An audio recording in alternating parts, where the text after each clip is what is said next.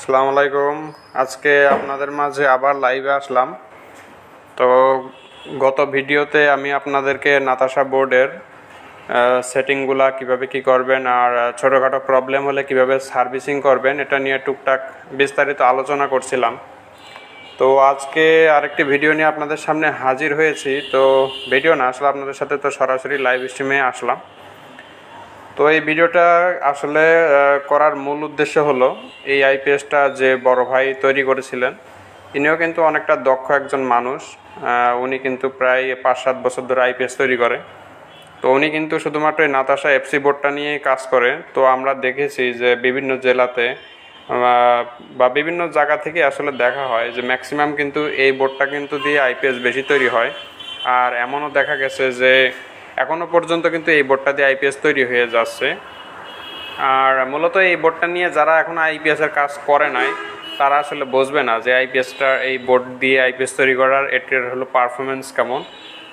তো আমি যতদূর দেখছি এই বোর্ডটা কিন্তু অনেক ভালো রেজাল্ট করে। এটা কিন্তু আপনি দেখেন এখানে কিন্তু এমওসি 3021, এই যে সাদা আইসিটা, এটা কিন্তু এমওসি 3021। এই আইসি দিয়ে যে বোর্ডটা দেখতে পাবেন এটা হলো নাতাশার নর্মাল বোর্ড। আর নাতাশার গোল্ড যেটা, ওখানে আপনার এখানে একটি সিএম ট্রান্সফর্মার ব্যবহার করা হয়, এসএমপিএস ট্রান্সফর্মার যেটা, ওইটা ব্যবহার করা হয়। তো মূলত এই বোর্ডটার হলো অনেকগুলো প্রবলেম আছে আসলে। মূলত এই বোর্ডটা হলো কম টাকায় পাওয়া যায়, আর নাতাশা গোল্ড যেটা ওইটার দাম অনেকটা বেশি। তো এই বোর্ডটার ক্ষেত্রে প্রবলেম বলা যায় না, এগুলো ছোটোখাটো প্রবলেম, এগুলো নিজেরা সলিউশন করে নেওয়া যায়। কিন্তু এই বোর্ডটার ক্ষেত্রে সবথেকে বেশি প্রবলেম যেটা, সেটা হলো যে একে তো এই এমনিতেই নাতাশা আইপিএস দিয়ে আপনার সিলিং ফ্যানের হলো রেগুলেটর কেটে যায়, এটা তো একটা কমন একটা প্রবলেম। তারপর আরেকটা প্রবলেম আছে, 3 থেকে 4টা ফ্যান চালালে ফ্যান থেকে একটা গ্যান গ্যান করে শব্দ করে। তো এই প্রবলেমগুলো কিন্তু একটা কমন প্রবলেম, এই বিশেষ করে এই বোর্ডটার জন্য। তো যার কারণে এই বোর্ডটাকে অনেকে নাতাশা না বলে হতাশা বোর্ড বলেও ডাকে। তো এটা আসলে খুবই হাস্যকর একটি বিষয়। তো হাস্যকর হলেও এটা আমাদের জন্য মর্মান্তিক, কারণ আমরা যারা আইপিএস তৈরি করি, দেশীয় উদ্যোক্তা আমরা যারা আইপিএসগুলো তৈরি করি, আমরা কিন্তু এর থেকে অনেক উন্নত মানের বোর্ড, যেমন ধরেন বর্তমানে আপনার হলো ডিএসপিতে এক কথাই চলে, ডিএসপি বাদেও কিন্তু আরও ভালো ভালো বোর্ড আছে, যেমন 9.5 আছে, তারপরে আপনার এলপিসি 20 বা আরও কিন্তু অনেকগুলো কিন্তু ভালো ভালো বোর্ড কিন্তু আছে, যেগুলো কিন্তু পারফরমেন্স কিন্তু অনেক ভালো। ওগুলা মূলত আপনার মাইক্রো কন্ট্রোলার দিয়ে আপনার আউটপুটের যে ফ্রিকোয়েন্সি সেটা কন্ট্রোল করা হয়। তো যার কারণে আপনার আউটপুট ভোল্টেজ কমুক বা বাড়ুক, ফ্রিকোয়েন্সি কিন্তু সবসময় 50 হার্টজ থাকে। তো যার কারণে ফ্যানের রেগুলেটর কাটা বা অন্য কোনো ডিভাইস নষ্ট হওয়ার মতো কিন্তু কোনো চান্স থাকে না। কিন্তু এই যে এই আইপিএসটা দেখতেছেন, এটার কিন্তু আপনার এই যে ভেরিয়েবলের মাধ্যমে, এই দেখেন এই যে ভিতরে যে আপনার 503 যে ভেরিয়েবলটা আছে হলুদ কালারের, এটা দিয়ে মূলত ফ্রিকোয়েন্সিটা সেট করা হয়। তো যার কারণে অনেক সময় দেখা যায় যে এটার ফ্রিকোয়েন্সি কিন্তু ভেরিয়েবলটা কিন্তু যদি কোনো কারণবশত নষ্ট হয় তাহলে কিন্তু আপনার ফ্রিকোয়েন্সিটা কিন্তু ঠিক থাকে না। আর এই বোর্ডটা নিয়ে যারা কাজ করেন তাদের ক্ষেত্রে সব থেকে কমন একটা প্রবলেম হলো এই যে দেখেন ভিতরে যে ক্যাপাসিটরটা, এটা মনে হচ্ছে যে প্রেগনেন্ট হয়ে গেছে, ওই যে ছোট যে ক্যাপাসিটরটা। তো যারা এই বোর্ড নিয়ে কাজ করেন তারা কিন্তু এটা কিন্তু দেখছেনই, যাদের কাছে প্রবলেমে গেছে এই বড় ক্যাপাসিটরটা অনেক সময় ফুলা দেখতে পাওয়া যায়, আবার এই ছোট ক্যাপাসিটরটা তো ফুলা দেখতে পাওয়া যায়ই। তো আজকের যে প্রবলেম নিয়ে আমি আলোচনা করব সেটা হচ্ছে, এই ভাই হলো এই আইপিএসটা যখন তৈরি করে দেয় তখন 3 বছরের গ্যারান্টি দিয়ে বিক্রি করেছিল, যে 3 বছরের মধ্যে যদি যে কোনো ধরনের ফল্ট হয় উনি ফ্রিতে সার্ভিস করে দেবেন। তো কাস্টমার গতকাল রাতে এমন একটা বিড়ম্বনার মধ্যে পড়ছে, আসলে বিড়ম্বনাটা কী পড়ছে আমি সেটা বলি। ওনার বাসার এই যে দেখেন এই যে বড় যে ফ্ল্যাট, এই যে এলইডি যে লাইটগুলো রয়েছে, ফ্ল্যাট টিউব লাইট, ওনার বাসায় 5-6টা লাইট রাতের বেলা চলতেছিল। হঠাৎ করে কারেন্ট চলে গেলে আপনার লাইট যে কটা রয়েছে, ফ্যানের কিছু হয় নাই, একটা রেগুলেটর নষ্ট হয়েছে, আর যে বাসাতে 5টা লাইট চলতেছিল 5টা লাইটই নষ্ট হয়ে গেছে।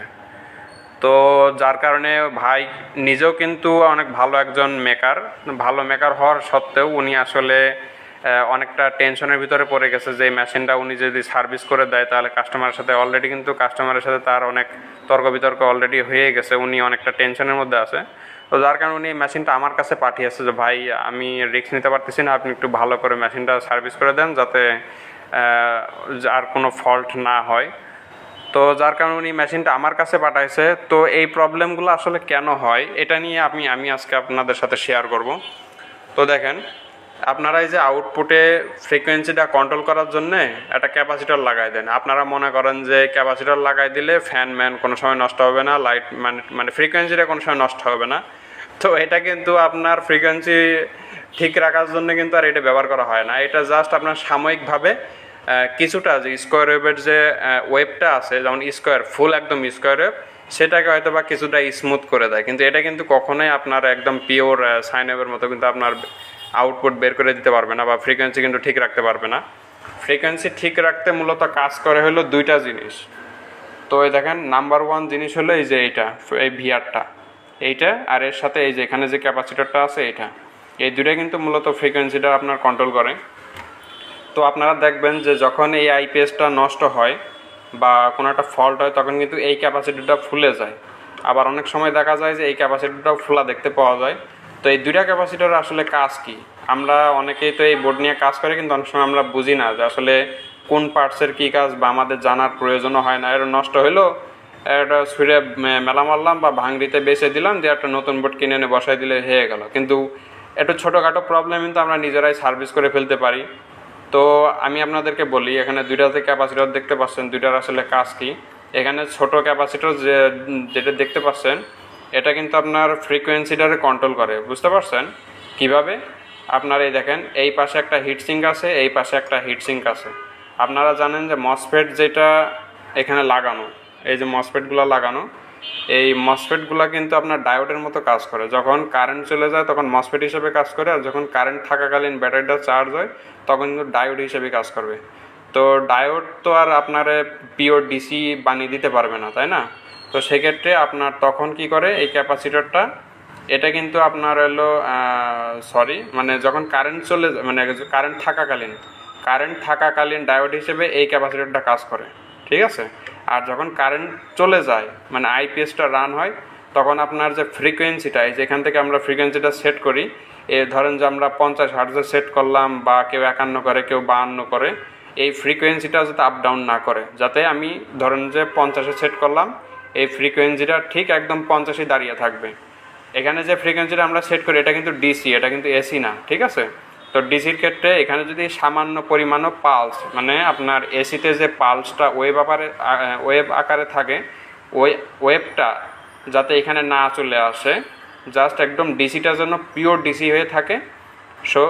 সো সেই ডিসিটাকে আপনার মেনটেন করার জন্য কিন্তু এই ক্যাপাসিটরটা ব্যবহার করা হয়, যার কারণে এটার ভ্যালু কম হলেও আপনার এটা কিন্তু কাজ করে। কিন্তু এটা ফুলে যায় কী জন্য, এটা তো আমরা জানি না, তাই না? তো এটা ফুলে যাওয়ার কারণ হলো, আমরা যে বাসা বাড়িতে যে নর্মালি যে আমরা যে লোডগুলো ব্যবহার করি, ধরুন যে লাইট হোক বা ফ্যান হোক, আমরা যে লোডগুলো ব্যবহার করি, সেই লোডগুলো কত ফ্রিকোয়েন্সি আমরা চালাই, সেটা কিন্তু আমরা 50-এ কিন্তু আমরা সেট করি। এই ভেরিয়েবলে কিন্তু আমরা 50-এ সেট করি। তো দেখা যায় যে আপনার 50-এ যদি আপনি ফ্রিকোয়েন্সিটা সেট করেন, তখন কি হয়, এই ক্যাপাসিটরটা কিন্তু তখন নষ্ট হয় না। এই ক্যাপাসিটরটা কখন নষ্ট হয়? যখন দেখবেন যে আপনার ফ্রিকোয়েন্সিটা 50-এর উপরে গেছে, তখনও কিন্তু এই ক্যাপাসিটর নষ্ট হয় না। কিন্তু 50-এর নিচে যখন নামে, তখন এই ক্যাপাসিটরটা ফুলে যায়। আমার কথা যদি আপনাদের বিশ্বাস না হয়, আপনারা এটা একটু প্র্যাকটিক্যালি দেখবেন। আপনারা কীভাবে টেস্ট করবেন আমি বলি। ফ্রিকোয়েন্সি এই যে ভেরিয়েবলের মাধ্যমে এই ফ্রিকোয়েন্সিটাকে আপনারা হলো 48-এ দেবেন। 48-এ দিয়ে 800 ওয়াট লোড চালাবেন, দেখবেন এই ক্যাপাসিটরটা কী হয়, ঠিক আছে?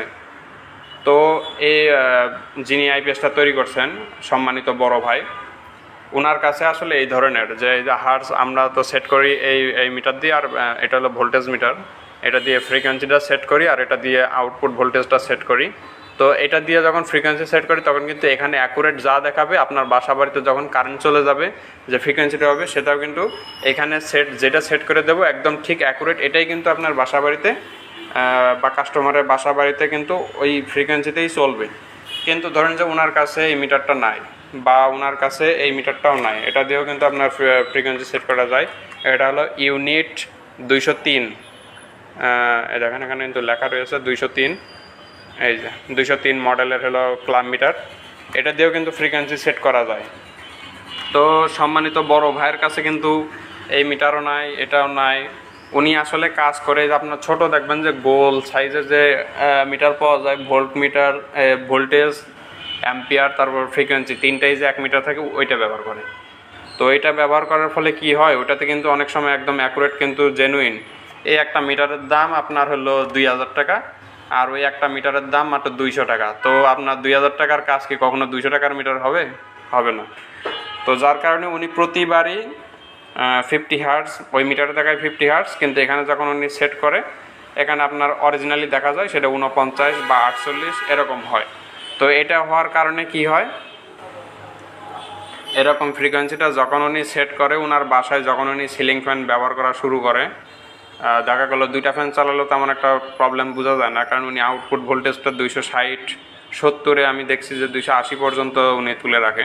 তো যার কারণে ভোল্টেজটা বেশি হওয়ার কারণে কি হয়, ফ্রিকোয়েন্সিটা তেমন একটা খুব বেশি আপ ডাউন করতে পারে না, যার কারণে প্রবলেম হয় না। কিন্তু প্রবলেমটা তখনই হয় যখন আপনার হলো উনি বাসায় 4-5টা ফ্যান চালালো, তখন কিন্তু আপনার এই লোড কিন্তু এই ফ্রিকোয়েন্সিটা কিন্তু কন্ট্রোল করতে পারে না, ঠিক আছে? কারণ স্কোয়ার ওয়েভে আপনি যত লোড বাড়াবেন তত কিন্তু ফ্রিকোয়েন্সি নষ্ট হতে থাকে।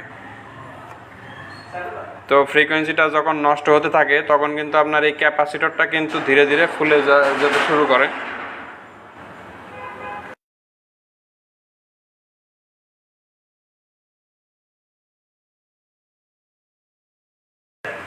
লাইভ স্ট্রিম করতেছি, হ্যাঁ এটা দেখাই কেমনে কি কাজ করে। তো আমার আরেক বড় ভাই আসছে, উনিও আইপিএসের মিস্ত্রি অবশ্য। তো আমি দেখাই আসলে কেমনে কি করবে না করবে। তো যেটা বললাম, আপনার যখন ফ্রিকোয়েন্সিটা কমাবেন, ফ্রিকোয়েন্সি যখন 50-এর নিচে রাখবেন, তখন এই ক্যাপাসিটরটা যাবে।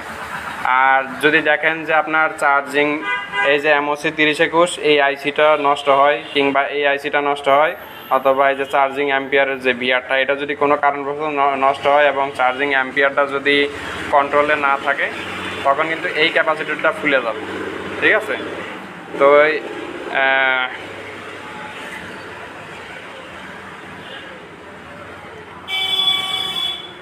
কেউ কি লাইভে আমার সাথে ক্যামেরায় আসতে চাচ্ছেন?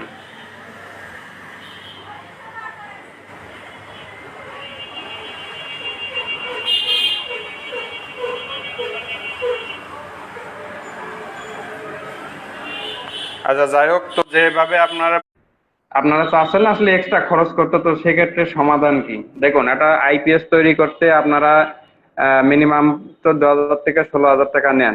নিয়ে আপনি কয় টাকা লাভ করলেন না করলেন ওটা যায় আসে না, কিন্তু এই মেশিনটা যে আপনি দিচ্ছেন, কাস্টমার কিন্তু জানে যে এটা হাতে তৈরি করা মেশিন। এখন আরো একজন যে আইপিএস মিস্ত্রি, সে হয়তো বা আপনার থেকেও ভালো মানের আইপিএস তৈরি করে, যেমন ডিএসপি নিয়ে কাজ করে বা ফ্রিকোয়েন্সি নষ্ট হয় না এই ধরনের বোর্ড নিয়ে কাজ করে। তো তারা তো ভালো মানের একটা বোর্ড দিয়ে কাজ করলো, প্লাস আপনি একটা এই বোর্ড দিয়ে কাজ করলেন, কিন্তু কাস্টমার তো আর বুঝতেছে না যে আপনি কি আইপিএস দেন। কাস্টমার জানে আপনি বাংলা আইপিএস দিচ্ছেন, আরেকজন যে ডিএসপি নিয়ে কাজ করতেছে তাকেও সে বাংলা মনে করবে, কারণ দুইজনেই হাতে তৈরি করে আইপিএসটা বিক্রি করতেছেন। তো ওনার রেপুটেশনটাও কিন্তু আপনার সমানই হয়ে গেল। আপনি যখন আইপিএসটা সেল করতেছেন তখন কি হচ্ছে, কাস্টমার কিন্তু এই আশা ভরসায় নিচ্ছে যে হাতে তৈরি করা আইপিএস, তামার তারের আইপিএস ভালো হবে। তো সেই ক্ষেত্রে যাতে আপনার কারণে যাতে আরেকজনের যাতে সম্মানটা নষ্ট না হয়, বা দেশীয় যারা উদ্যোক্তারা আইপিএস গুলো তৈরি করে তাদের যাতে সম্মান যাতে নষ্ট না হয়, তাই অবশ্যই আপনাদের উচিত একটা আইপিএস তৈরি করলে যাতে জিনিসটা যেন ভালোভাবে তৈরি হয়, এটা দিয়ে যেন কখনো আপনার রেপুটেশন নষ্ট না হয়। তো অনেকে এই বোর্ডটাকে হতাশা বোর্ড বলেন, এটা কিন্তু মোটেও হতাশা বোর্ড না। এই বোর্ড নিয়ে একসময় আমিও কাজ করতাম। এই বোর্ডটা কিন্তু যদি সুন্দরভাবে যদি আমি কাজটা করতে পারি, এই বোর্ডটা দিয়েও কিন্তু দীর্ঘদিন আপনার ভালো সার্ভিস পাওয়া সম্ভব। তো সেক্ষেত্রে আপনারা একটা কাজ করতে পারেন, যেমন এই মিটারটা আপনারা কিনতে পারেন। এই যে ইউনিট, এটার মডেল নাম হলো ইউনিট 203। আমার এটা ইউনিট না, এটা টপলিয়া। তো আপনারা ইউনিটটা কেনার চেষ্টা করবেন, ইউনিট 203। এটা দিয়ে আপনারা চার্জিং অ্যাম্পিয়ার অ্যাকুরেট ডিসি অ্যাম্পিয়ারটা মেজার করতে পারবেন, প্লাস এটা দিয়ে আপনারা ভোল্টেজটা দেখতে পারবেন। মানে ভোল্ট মিটারের কাজ করবে, ক্লাম মিটারের কাজ করবে, ফ্রিকোয়েন্সির কাজ করবে, 1 মিটার দিয়ে কিন্তু আপনারা সবকিছু ব্যবহার করতে পারবেন। তো এটা দিয়ে আপনারা কিভাবে ফ্রিকোয়েন্সি সেট করবেন, দেখেন আমি দেখাই দিই একটু। এখানে দেখেন এইচ জেড, এই যে ফ্রিকোয়েন্সি, এইচ জেড মানে হার্টজ, হার্টজ আমি সেট করলাম। সেট করার পরে কালো প্রুফটা আমি নেগেটিভে লাগাবো, আর যে লাল প্রুফটা আছে লাল প্রুফটা আমি আউটপুটের যে পজিটিভ যেটা আছে মানে ফেজ যেটা দিয়ে বের হয় এটাই লাগালাম। লাগিয়ে দেখেন ফ্রিকোয়েন্সি এখন 0 0, কারণ হলো এখন আমি আইপিএস অন করি নাই। তো এই দেখেন আমি এই যে আইপিএসটা অন করতেছি, এই যে আমি কিন্তু আইপিএসটা অন করছি, আপনারা ফ্রিকোয়েন্সিটা দেখেন এখানে 49 হার্টজ, আর আউটপুট আমার এখানে দেখেন 48.8 দেখাচ্ছে। তো মোটামুটি সামান্য আপ ডাউন হবে, কারণ এটা তো আর আহ, মানে একদম প্রফেশনাল যে ওইটার মতো কাজ করবে সেজন্য আর তৈরি করা হয় নাই। তো এই যে আইপিএসটা আমার কাছে আসতেছে, এটার একটু প্রবলেম তো আমি দেখতে পাচ্ছি। আর আসলে আমার প্রবলেম অনেকগুলাই আছে, জাস্ট আমি মেশিনটা খুলছি, খুলে নিয়ে আপনাদের সামনে দেখাচ্ছি। এই দেখেন এই পাশে কিন্তু কালো কুচকুচা হয়ে গেছে, এটা কিন্তু স্পার্ক করে করে এই জায়গাটা কালো কুচকুচা হয়ে গেছে। তো আপনারা, আমি সবগুলো একটা একটা করে দেখাচ্ছি। প্রথমে আপনাদের ফ্রিকোয়েন্সিটা মিলানো দেখায়। এই দেখেন এই যে আপনার হলুদ যে 503 যে ভেরিয়েবলটা আছে এটাকে আমি হালকা হালকা করে বাড়াবো।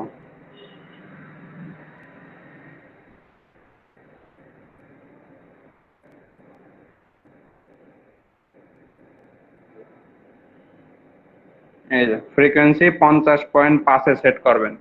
এখানে কত দেখাচ্ছে? এখানে 50.2 দেখাচ্ছে। ঠিক আছে, তো এই কাজটা করবেন। এই কাজটা করলে আপনার সিলিং ফ্যানের ক্যাপাসিটর বা সিলিং ফ্যানের কয়েল কখনোই পড়বে না। ঠিক আছে, এটা আপনারা নিশ্চিত হয়ে যাবেন। এবার দেখেন ফ্রিকোয়েন্সিটা যখন বাড়াইছি তখন কিন্তু আউটপুট ভোল্টেজটাও বেড়ে গেছে। এই আউটপুট ভোল্টেজটা আপনারা কমাই দেবেন, এটাকে আপনারা 260 করবেন। এটা কিন্তু এখন বিনা লোডে, আমি কিন্তু এখনো লোড চালাই নাই। যখন লোড আমি দেবো তখন কিন্তু ভোল্টেজ এমনি আরো বসে যাবে।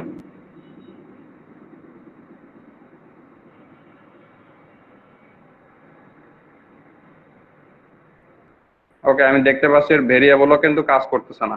এই দেখ, এর ভেরিয়েবলটা ডিস্টার্ব আছে। তো এই মেশিনটার আসলে অনেকগুলাই প্রবলেম আমি দেখতে পাচ্ছি, যেমন এখনো চার্জিং অ্যাম্পিয়ার আমি দেখি নাই কি অবস্থা। তো এই মেশিনটা মনে হচ্ছে আমাকে আবার নতুন করে আবার ওয়ারিং করতে হবে, কারণ সবকিছুই দুর্বল দেখা যাচ্ছে। যেমন আইপিএসটা আমি দেখলাম যে অন হচ্ছিল, অফ হচ্ছিল। অফ করে দিই। তো এইভাবে আপনারা ফ্রিকোয়েন্সিটাকে সেট করবেন, আর আউটপুটে আপনারা ক্যাপাসিটর ইউজ করতে পারেন, কোনো সমস্যা নাই। তো এখন কথা হচ্ছে এখানে যে ক্যাপাসিটরটা ফুলে গেছে এটাকে আমি ফেলে দেব, দিয়ে এখানে আমি কত মানের ক্যাপাসিটর লাগাবো। তো এখানে 470 ইউএফ, আপনার এটা সম্ভবত 40 ভোল্টের ক্যাপাসিটর। এখানে আপনারা কি করবেন, এই যে 470 ইউএফ 63 ভোল্টের যে ক্যাপাসিটরটা আছে এটা লাগাই দেবেন। আর ফ্রিকোয়েন্সিটা আপনারা মিনিমাম 50 সেট করবেন। আপনার চাইলে 51 52-তেও সেট করতে পারেন, তাতে আপনার কোনো সমস্যা হবে না। তবে চেষ্টা করবেন 50 থেকে 51 এর ভিতরে রাখতে, তাহলে আপনার ফ্যানের স্পিডও কমবে না, আর হলো লাইট ফ্যানও কাটার কোনো ভয় থাকবে না। আর আরো প্রবলেম আছে এই বোর্ডটার, যেমন এই ফ্যানের এই আইপিএস এ কিন্তু কুলিং ফ্যানের অপারেট করার কোনো সিস্টেম নাই। এর কুলিং ফ্যান কিন্তু দিন রাত 24 ঘন্টা চলতেই থাকে। তো আমি নেক্সট কোন একটা ভিডিওতে কিভাবে এই কুলিং ফ্যানকে অটোমেটিক করা যায়, যেমন কারেন্ট চলে গেলে কুলিং ফ্যান চালু হবে আর যখন ব্যাটারিটা চার্জ হবে শুধুমাত্র সেই সময় কুলিং ফ্যানটা চালু হবে, এরকম আমি আপনাদের সেটিংটা শিখাই দেবো নেক্সট কোন একটা ভিডিওতে। আর আরেকটা বিষয় যেটা আপনাদেরকে এখনো বলি নাই, এই যে আপনারা কি করেন, তারটাকে মোড়ায় এইভাবে হিটসিং দিয়ে লাগান। এই দেখেন এইভাবে লাগালে কি হয়, এরকম স্পার্ক হয়ে যাবে। কারণ তামার তারে কিন্তু আপনার জং ধরার মতো একটা প্রবলেম আছে। তো বাতাসের সাথে যখন এর সংমিশ্রণ হয় তখন কিন্তু এই জায়গাটা বালি বালি মতো হয়ে যায়, এক পর্যায়ে লুজ কন্টাক্ট হয়। আর লুজ কন্টাক্ট হলে কি হয়, এরকম ফায়ারিং করা শুরু হয়ে যায়। ঠিক আছে, তো এটার সলিউশন কি? সলিউশন হলো আপনারা এই ধরনের যে লাক্স গুলা পাওয়া যায়, এটা 16 mm, আপনারা চেষ্টা করবেন মিনিমাম 6 mm অথবা 8 mm যে লাক্স গুলা পাওয়া যায়, ওই লাক্স এই তারের মাথা ঘষবেন, ঘষে তারের মাথায় এই লাক্স দিয়ে আপনারা ঝালাই করে দেবেন তাতাল দিয়ে। পরে এটা যদি আপনারা ঝালাই করেন, এখানে আপনি যত টাইট করে লাগাতে পারবেন তত ভালো। আপনার আইপিএস নষ্ট হয়ে গেলেও কোনো সময় এই জায়গাটা আপনি কালো কুচকুচা বা স্পার্কিং এর মতো কোনো প্রবলেম কিন্তু পাবেন না। কয় টাকা খরচ হবে? হয়তো বা 2টা লাক্সের দাম হয়তো বা 10 টাকা নিতে পারে। তো 10 টাকার জন্য কিন্তু আপনার আইপিএসটা কিন্তু আয়ুটা অনেক বেড়ে যাবে। তো আরেকটা বিষয় আপনাদের একবারে শেয়ার করে যাই, সেটা হলো যে এই আইপিএস গুলো আপনারা যখন তৈরি করবেন, এখন কিন্তু এই আইপিএস বোর্ড গুলো একদম মানে অনেক লো রেট, মানে 1200 টাকা দিয়ে পাওয়া যায়। আপনারা কিন্তু চাইলে এই বোর্ডটা বাদ দিয়ে এখন কিন্তু এর থেকেও অনেক উন্নত প্রযুক্তির বোর্ড আছে, যেমন আমি একটা বোর্ডের নাম না নিলেই পারতেছি না, সেটা হলো আপনাদেরকে দেখাই দিই। এই যে এটা কিন্তু আপনার জেনেসিস কোম্পানির কাছ থেকে আমি এই বোর্ডটা নিছি। ওনারা কিন্তু স্কোয়ার ওয়েভই কিন্তু আইপিএস তৈরি করে, এটা সোলার হাইব্রিড যদিও। স্কোয়ার ওয়েভ বোর্ডটাও কিন্তু একদম হুবহু সেম, জাস্ট হলো আপনার নর্মালি আপনার যে ট্রান্সফরমার যেভাবে আছে হুবহু সেম ভাবে কিন্তু আপনারা এই বোর্ডটা এখানে ফিটিং করতে পারেন। এই বোর্ডে কিন্তু আপনার ফ্রিকোয়েন্সির কোনো ভেরিয়েবল, এখানে কোনো ভেরিয়েবলই নেই আসলে। যদি আপনারা নিজেরা তৈরি করতে পিসিবি নিয়েও কিন্তু আপনারা তৈরি করতে পারেন। এই বোর্ডে কিন্তু খরচ কিন্তু খুবই কম, হয়তো বা 1500 টাকা বা 1600 টাকার মধ্যে কিন্তু আপনারা তৈরি করে ফেলতে পারবেন। আর এটা কিন্তু আপনার এরকম ডিজিটাল ডিসপ্লে, আপনারা দয়া করে একটু জেনেসিসের প্রোফাইলটা একটু দেখে আসবেন। ওনাদের এই বোর্ড নিয়ে আমি আইপিএস নিয়ে তৈরি করছি, আমি দেখছি এটার রেজাল্ট কিন্তু অনেক ভালো। যদিও পিওর সাইন ওয়েভের মতো হয় না, কিন্তু তারপরও কিন্তু আলহামদুলিল্লাহ রেজাল্টটা কিন্তু অনেক ভালো পাওয়া যায়। তো আপনারা এই বোর্ডগুলা বাদ দেবেন, বাদ দেওয়ার চেষ্টা করবেন, কারণ এই বোর্ডগুলার আপনার এই যে প্রত্যেকটা সেটিং আপনার ভেরিয়েবলের মাধ্যমে সেট করা যায়, যেমন এই যে আপনার লোয়ার কাটটা, তারপরে এই যে চার্জিং অ্যাম্পিয়ার, ফুল কাট, আউটপুট ভোল্টেজ আপনার দেখলেন আউটপুট ভোল্টেজটা কন্ট্রোল করা যাচ্ছিল না, ফ্রিকোয়েন্সি, তারপরে যে আউটপুট ভোল্টেজ আরেকটা কাজ আছে এটা। তো এই সবগুলাই কিন্তু ভেরিয়েবলের মাধ্যমে সেট করা আছে, অথচ দাম কিন্তু 1250 বা 1300 টাকা এরকম নিয়ে নেবে। আর এটার গোল্ড ভার্সন যেটা, ওটার দাম তো আর কি বলবো, ওটা তো অনেক দাম। তো আপনারা চেষ্টা করবেন কাজটা সুন্দর করা। দেখেন সব কথা শেষ কথা একটাই, কাজ কিন্তু আপনিও তৈরি করতেছেন আমিও করতেছি, কিন্তু আপনি যদি ভালো কাজ করেন আমারও কিন্তু সুনাম হবে। আমরা চাই যে নিজেদের আমাদের দেশীয় আইপিএস গুলা মার্কেটে বেশি চলুক, ইন্ডিয়ান গুলা আমাদের দেশে আসা বন্ধ হয়ে যাক, আমরা সবাই চাই, কিন্তু আমাদের কাজের কোয়ালিটি যদি এরকম হয়। এই দেখেন আপনারা আরেকটা জিনিস দেখাই দিই, এই যে ব্যাটারির তার, এই যে ব্যাটারির তার, এই দেখেন এখানে জাস্ট হলো কোনো কিচ্ছু লাগানো নাই, এই যে তারের সাথে এই যে প্লাস, মানে এই যে নাটের সাথে তারের মাথা খুলে, মানে তামাটা এরকম পেঁচায় নিয়ে ডাইরেক্ট ব্যাটারিতে লাগানো ছিল, আর এই মাথায় কি করেছে, এই একটা হলো ক্লিপ লাগাই রেখেছে। তো এই হয় যদি কাজের অবস্থা, তাহলে আর কেমনে আমরা কাজ করব বলেন। আপনারা কি করতে পারেন, এই যে একটা লাক্স, এত তো ইনকাম করেন, জাস্ট এই যে একটা লাক্স, লাক্স নিয়ে যদি পাঞ্চ করে দেন তারের মাথায়, এই জিনিসটা কিন্তু কখনো আর খোলে না। আর যদি আপনারা সেই কাজটাও যদি না করতে চান, এই যে আপনার ব্যাটারি যখন নতুন কেনে তখন ব্যাটারির সাথে কিন্তু এরকম দুইটা জিনিস দিয়ে দেয়, এই দুইটা দিয়েও কিন্তু আপনারা তারের মাথায় কিন্তু লাগাইতে পারেন, তাও কিন্তু আপনার আইপিএস এ কিন্তু লুজ কন্ডাক্ট হওয়ার কোনো সম্ভাবনা থাকে না। আর এদিকের ওয়ারিং এর অবস্থা সেটা না বললাম, এক একজনের হাতের কাজের অবস্থা এক এক রকম হয়। তো কাজগুলো আপনারা সুন্দর করে করার চেষ্টা করবেন। আর ফ্রিকোয়েন্সি নিয়ে আমি যেটা বললাম আরেকবার আপনাদের রিক্যাপ করে দিই কিভাবে ঠিক করবেন। এখানে যে ক্যাপাসিটরটা আছে এটা খুলে এখানে 470 ইউএফ 63 ভোল্টের ক্যাপাসিটর লাগাবেন।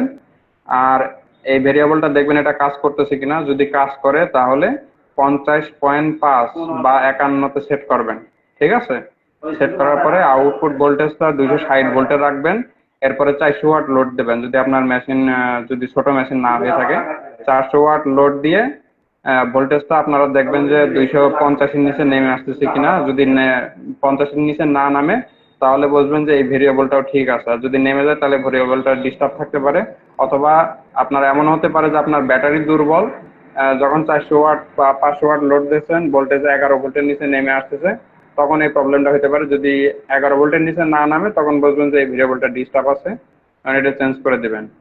তো এইভাবে যদি কাজটা করে দেন আপনার এই আইপিএস, মানে এই নাতাশা বোর্ড আর হতাশা বোর্ড আর হবে না, তখন এটা থেকেও ভালো পারফরমেন্স পাবেন। তো আজকের লাইভটা আমি এখানেই শেষ করছি, এবং পরবর্তী ভিডিওতে আমি আপনাদেরকে দেখাবো কিভাবে এই কুলিং ফ্যানটা অটোমেটিক করতে হয়। তো সেই জন্য অবশ্যই প্রস্তুতি নিয়ে রাখবেন, অবশ্যই আমি আগে থেকে আপনাদেরকে জানাই দেবো কিভাবে এটা অটোমেটিক করতে হয়। আর আপনারা যদি জানেন যে অটোমেটিক কেমনে করতে হয়, তাহলে তার আমার লাইভ দেখার কোনো প্রয়োজন নেই। তো সকলের সুস্থতা কামনা করে আমি ভিডিওটা এখানেই শেষ করছি। সকলে ভালো থাকবেন, সুস্থ থাকবেন। আসসালামু আলাইকুম।